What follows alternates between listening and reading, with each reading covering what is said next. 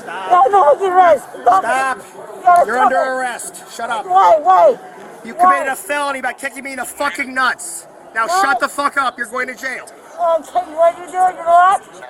On November 25th, 2023, in Deerfield Beach, Florida, a Broward County Sheriff's deputy encountered a woman with an open alcohol container, leading to an arrest that escalated into battery on a law enforcement officer.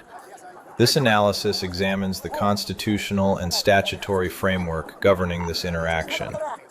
Yeah, what's this?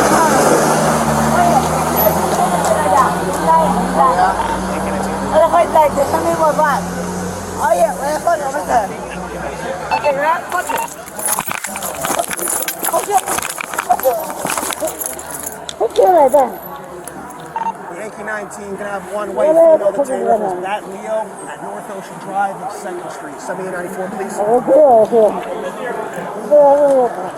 Sorry.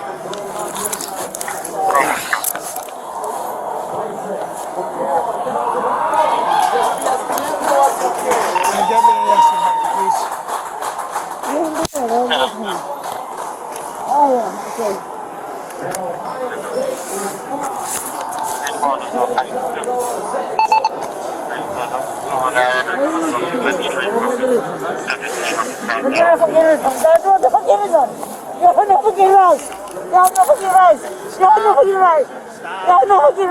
Stop.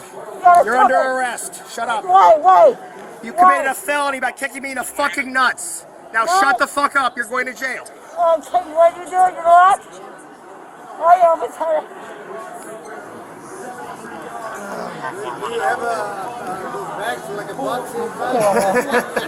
Yes, You guys know her? she just walked away. Oh, yeah.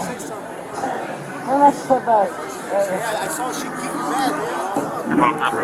Yeah, 19. Slow Nothing down. but the law. It's time for work. I was running guy. You know, like, take me off it. You decided to kick me in the nuts. I'll tell you, but you did the twins. We gotta get this backpack off. Nothing bad. I don't want to do me a favor. Can you cut it? You have a knife on you? Any way we can cut this off? Nothing like that. Just cut it. Just cut it.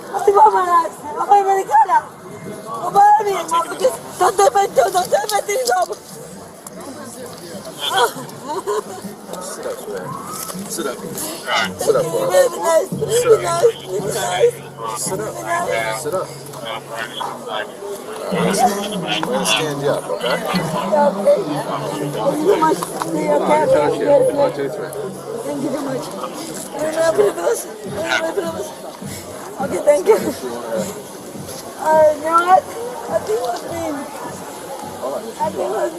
Okay, I'm sorry over this. You know what? It was me. It was a dick. Okay, I'm sorry. What did I do? I don't know. We'll figure it out in a second. You know, I didn't do nothing bad. I didn't do nothing bad, okay? Don't tell me that. Why? Can I go away, please? Yep, sit Can I inside. go away? As soon as you sit Can I inside. go away? Sit No, inside. I want to go away. Okay, you have to Please, sit over inside the there. car. Ma'am, you have to sit inside the car. Can I get something for her? Please sit inside. What do you mean? Okay, please sit inside. I said to her. Sit inside the car. I said to her, I do it. Thank you. Where's my purse? Where's my purse? We have it. Oh my God.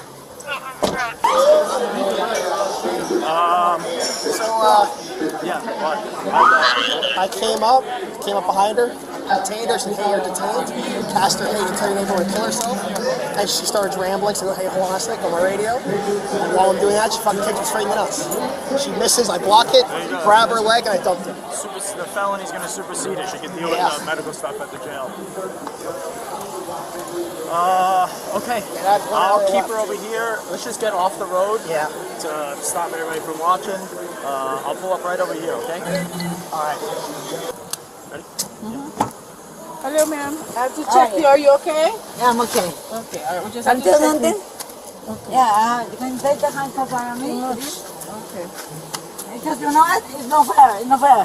Okay, it's not fair? Okay. No matter what it is. He's going to take care of you. He's going to take care of you. That's okay. No fair. What are you doing to me? I have to check and make sure you don't have anything. I don't have anything on me. Okay, I have to check. Please, please, Do me a favor, please, Barbara, please, fix please, fix her bathing suit if you can. Okay, ma'am, you got to stand up. Come, you got to stand up. Let me just cry, okay? Okay. Let me just cry. No, you can cry inside the car. I No, can't have you you don't care outside. whatever I want. Okay, get up. Inside. Come here. Why? What did I do? What did I do bad? Which one? This one? What did I do bad? My Okay, I have job? to fix your clothes. I'm not right now. I'm not You have to sit inside the car. depressed. You have to sit inside the car, okay? Come on, please, go inside the car. I'm going through a lot, okay? Okay. I know it. You're okay, you're okay. You got it? Help me, please help me. Okay, please help Help me. No, don't try to get out. Just stay inside the car, Thank you. okay? I'll show you my face. I'm my lawyer. I'm my lawyer. Yeah, that's fine. You can have your lawyer. I'm my lawyer. You will, you'll have one. You know what? You pigs. Okay. Marranos. Alright. You pigs, okay? Yep. I'm sorry, but I'm American citizen. Okay. Cuando todo el mundo se está matando en el mundo, please, let me go. I'm so good. I promise you, I'm so good. Like, it's for my rights, maricones, okay? ¿Dónde la hago? Una luz. Maricas, va a venir una luz, okay?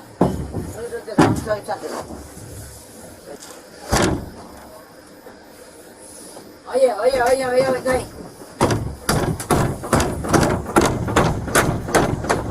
Bravo. Okay, that's it now, whatever. Oye.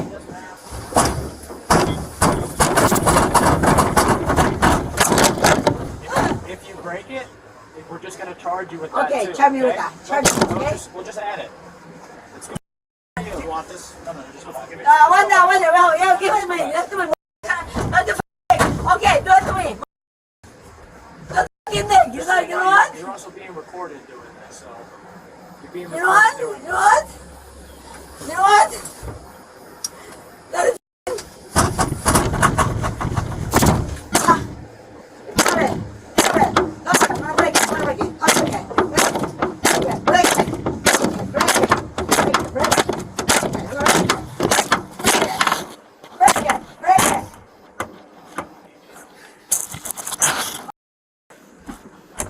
What's it hago?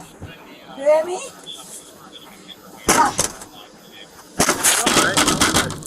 Keep typing.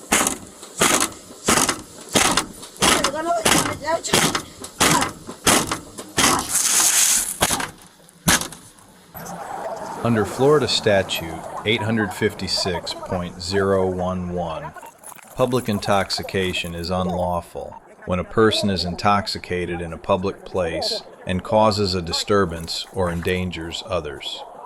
The statute also prohibits open containers of alcohol in public areas.